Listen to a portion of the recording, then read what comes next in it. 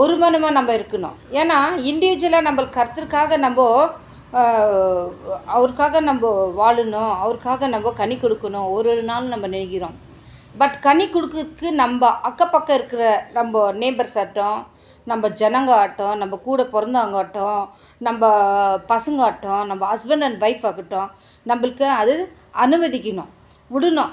ஏன்னா நம்மள அவங்க வேதனையாகி இல்லை நம்மள ஆண்டல நிலத்திருந்து நிற்க முடியாத சில சூழ்நிலையில் நம்மளுக்கு சோதனை வரும் அவங்க மூலமாக. இப்போ பாருங்க, பாவம் செய்யக்கூடாதுன்றார் ஆண்டவர், பொய் சொல்லக்கூடாதுன்றார். பொய் சொல்லாதன்னா கூட அது கூட ஒரு பாவம் இல்லைங்களா?